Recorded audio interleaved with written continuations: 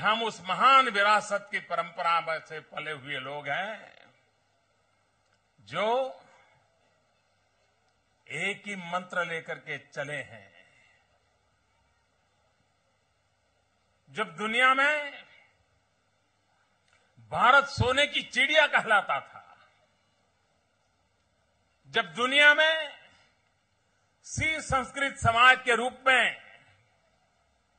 भारत की पहचान थी, उस समय भी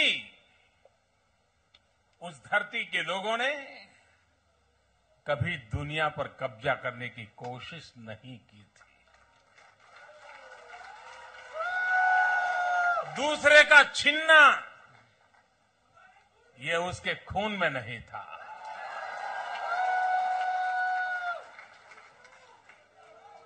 एक सामान्य व्यक्ति भी वही भाषा बोलता है जो एक देश का प्रधानमंत्री बोलता है।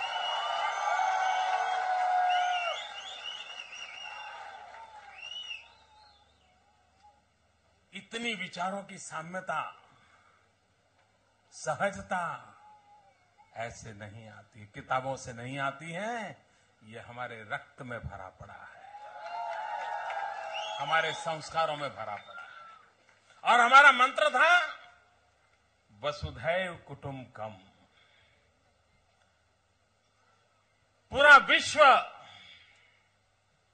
हमारा परिवार है। इस तत्व को लेकर के हम निकले हुए लोग हैं और इसी के कारण आज दुनिया के किसी भी सा बात, हम उस परंपरा के लोग हैं जिस परंपरा में प्रकृति से प्रेम करना सिखाया गया है।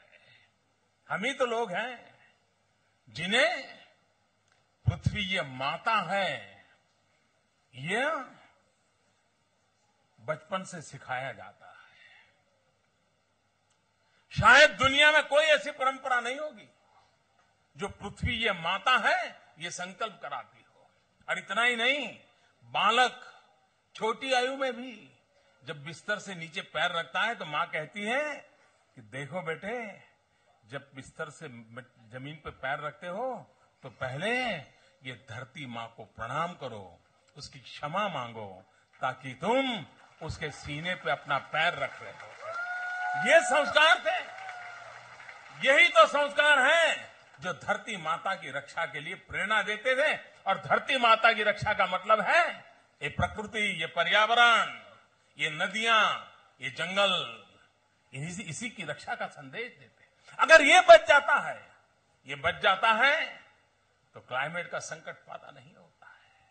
हम ही तो लोग हैं जो नदी को मां कहते हैं। हमारे लिए जितना जीवन में मां का मूल्य है उतना ही हमारे यहां नदी का मूल्य है। अगर जिस पल हम ये भूल गए कि नदी ये मां है, और जब से हमारे दिमाग में घर कर गया कि आखिर नदी ही तो H2O है और क्या है, जब नदी को हमने H2O मान लिया, पानी H2O,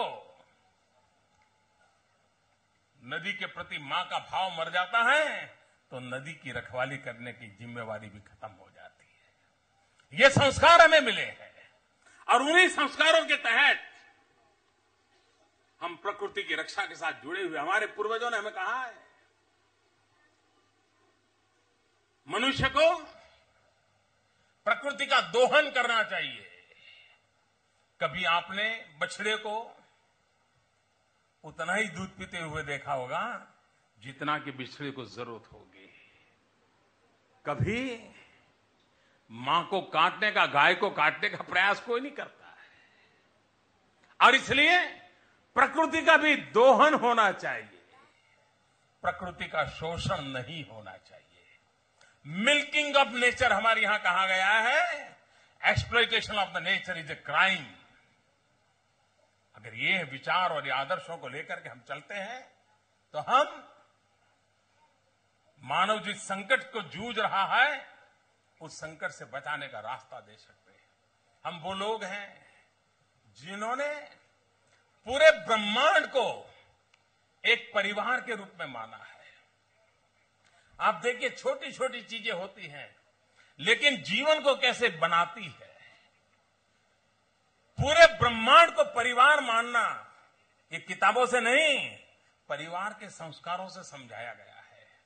बच्चा छोटा होता है ना, तो माँ उसको खुले मैदान में ले जाकर के कहती है कि देखो बेटे, ये जो चांद दिखता है ना, ये चांदा है ना तेरा मामा है। कहता है कि नहीं कहते? आपको भी कहा था कि नहीं कहा था?